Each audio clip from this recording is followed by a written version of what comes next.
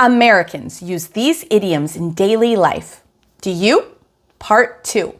Have you ever gone through a difficult time? Maybe you're stressed at work. Maybe you're studying for a difficult exam. Maybe you're dealing with personal problems. And someone says to you, hang in there. Today, I'll show you exactly what this idiom means, when Americans use it, and how you can use it naturally in everyday English. And at the end, we'll practice pronunciation together so you can say it confidently. Let's get started. So let's start with the image behind the expression.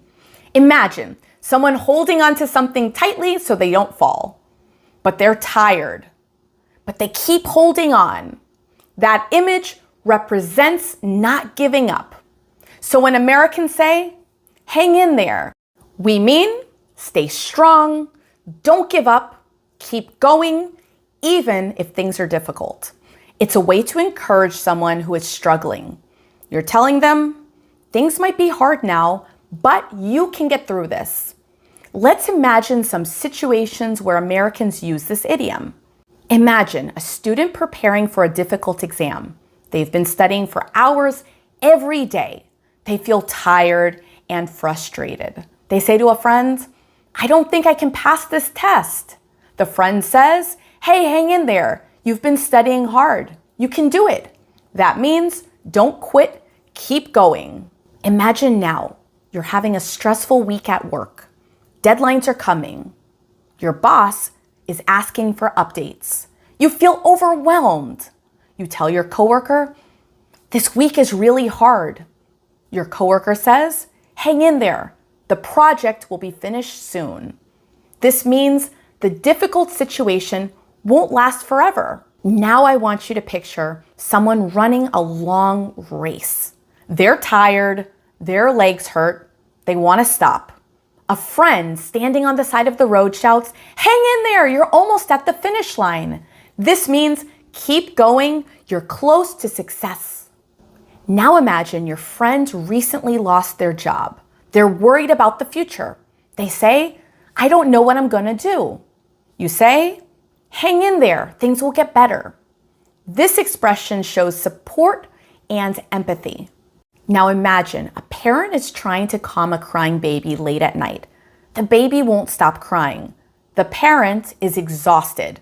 Another family member says, hang in there, the baby will fall asleep soon. This means just a little longer, you're doing fine. You'll hear this idiom in sentences like, hang in there. Just hang in there. Try to hang in there. Hang in there, it'll get better. Now I want to draw your attention to something important. This idiom is almost always used to encourage someone. It's supportive and positive. A common mistake that you don't want to make is to use this idiom for something that is very small or unimportant. For example, if someone says, my coffee is cold, you wouldn't want to say, hang in there. It would sound strange. This idiom is used for real challenges or difficult situations. Now, let's work on your pronunciation. Repeat after me. Hang in there. Hang in there. Hang in there. Have you ever made a decision that was difficult now, but you knew it would be better later? Maybe saving money, maybe exercising, or maybe making a smart life choice. In American English, we often say, in the long run. Today, I'll show you exactly what this means, when Americans use it, and how you can use it naturally in everyday English. Let's get started. So what does in the long run mean? Literally, the long run means a long period of time. But in everyday English, when we say in the long run, we mean over time, in the future, after everything happens, or the final result after a long period. It's often used to talk about money decisions, health choices, work or career decisions, or life outcomes. Now let's look at some real life examples. Let's picture these situations. I want you to imagine you want to buy something expensive. Instead of spending money on small things every day, you decide to save. You say, it's hard right now, but in the long run, it will help me. This means later, it will be better. Let's imagine now that you wake up early to go to the gym. You feel tired, you don't want to go, but you tell yourself, in the long run, this is good for my health. The meaning, over time, it will benefit you. Now I want you to imagine that you decide to take a job that pays less, but it gives you better experience. You say, in the long run, this will be a better opportunity. It means it will help you in the future. Now, let's picture that you're at a restaurant and you're deciding between going with the fried food or the healthy option. You choose the healthy food instead of the fried food. You say, in the long run, eating healthy will make me feel better. Again, it means over time, it's going to improve your life.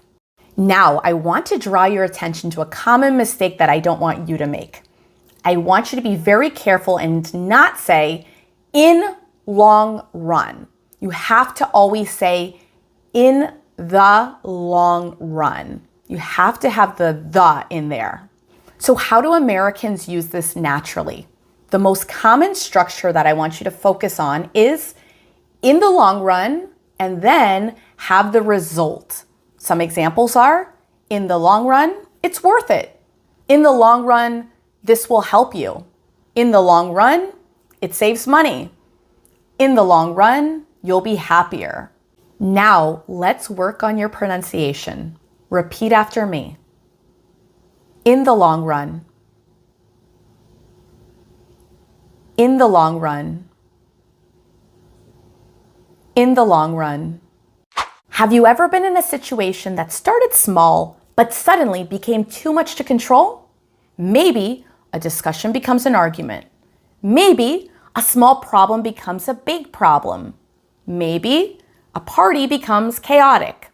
In American English, we have a very common expression for this situation. We say, things are getting out of hand.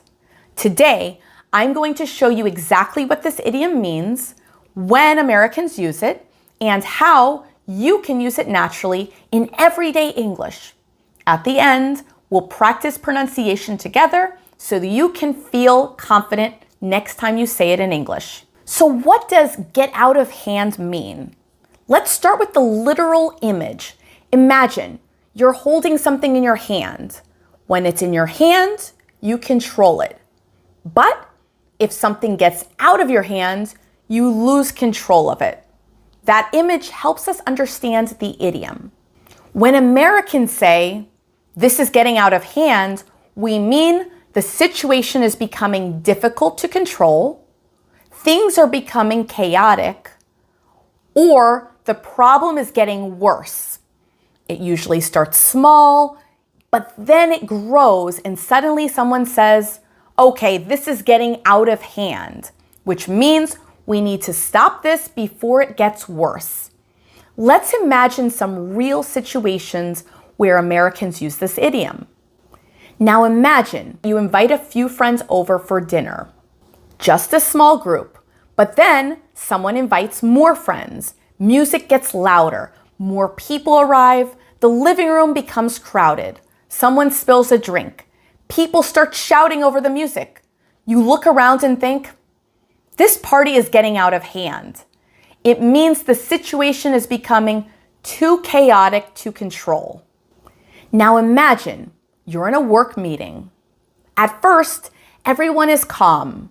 People are discussing a project. Then, two coworkers start disagreeing. One raises their voice. Another person interrupts.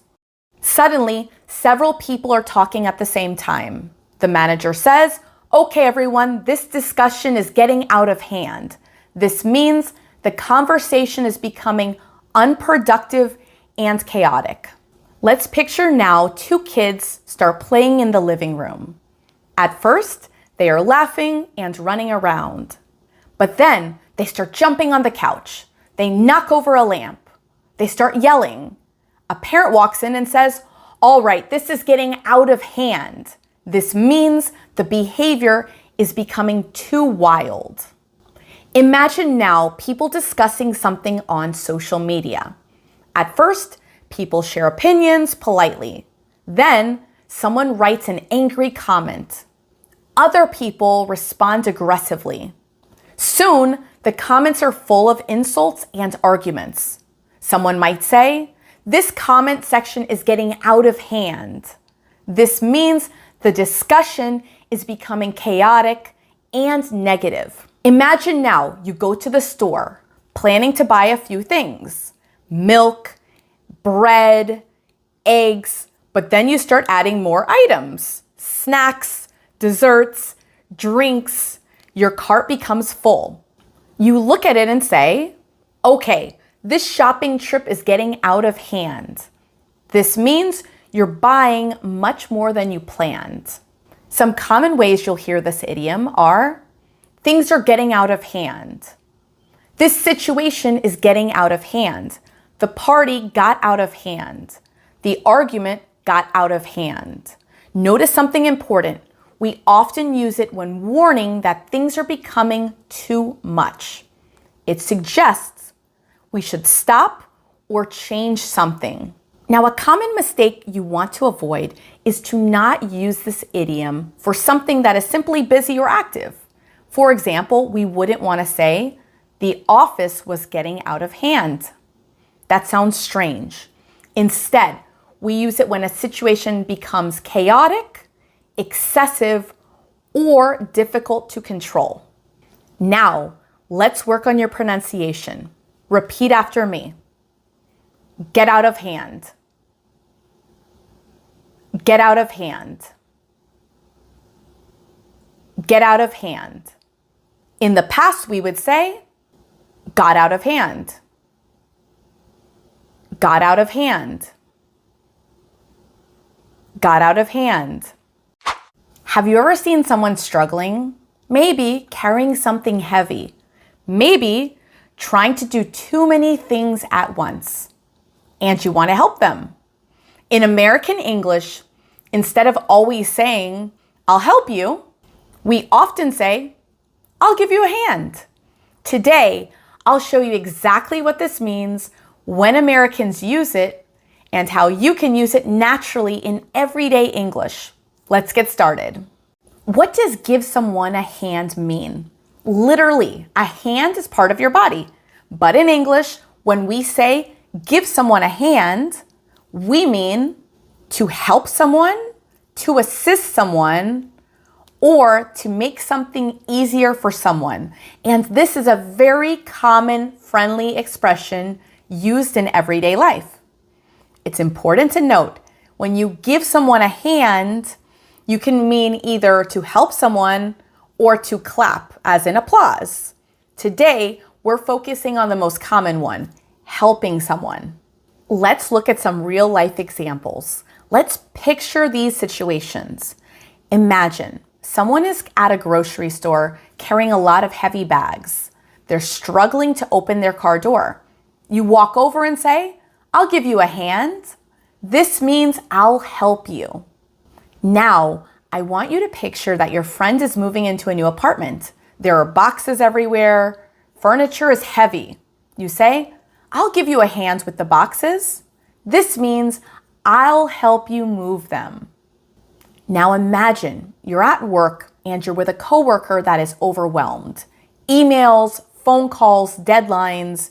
You can see they're really stressed. You say, "I'll give you a hand with those emails." This means I'll help you.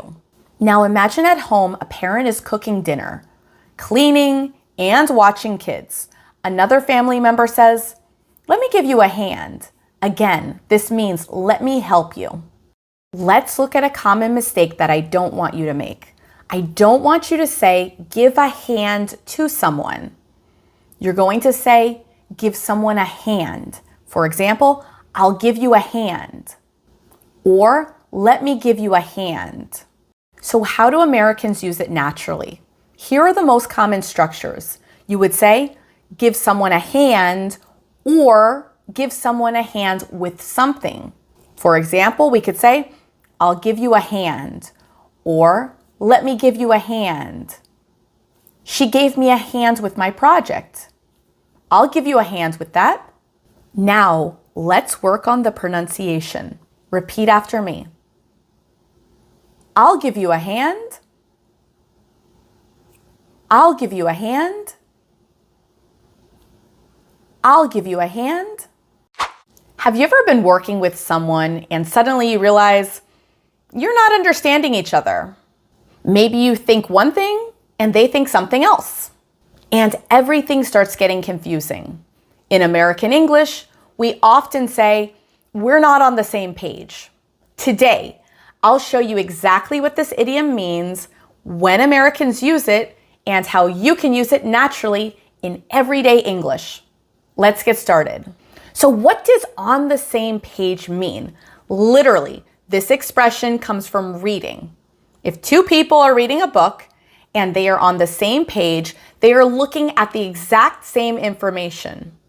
But in everyday English, when we say we're on the same page, we mean we agree, we understand each other, or we have the same idea or plan. And it's very common in work situations, group decisions, school projects, and everyday conversations. Let's look at some real life examples. I want you to picture these situations. Imagine you're at work and you're working on a project with your team. You think the deadline is on Friday. Your coworker, on the other hand, thinks it's next week. Now there's confusion. So your manager says, let's make sure we're all on the same page. This means everyone needs to understand the same plan. Now let's imagine a couple who is planning a trip. One person wants to relax on the beach. The other wants to go hiking every day. Clearly, they're not aligned. So one person says, we need to get on the same page about this trip. This means let's agree before we decide what we're going to do. Now I want you to imagine a few students working at school on a group assignment. One student writes a report, another student creates slides, and the other student does nothing. Before continuing, someone says, wait, are we all on the same page? This means, do we all understand what we're doing? Now imagine a family situation where a parent talks to their kids about the rules. They say, let's get on the same page about bedtime. This means everyone needs to understand and agree on the rules. So a common mistake that I really want you to pay attention to so that you're able to avoid it is don't confuse the on with in. It has to be we are on the same page. You can't say we are in the same page. It's always going to be on. We are on the same page. Let's look at how Americans use this naturally. Here are the most common structures. We can say we're on the same page, or let's get on the same page. Make sure we're on the same page. Some examples are, I think we're finally on the same page, or let's get on the same page before we start. I just want to make sure we're on the same page. Now, let's work on the pronunciation.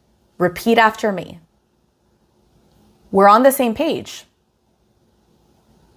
We're on the same page. We're on the same page. Now, for more idioms that Americans use every day in English, make sure to take a look in my playlist listed in the description below.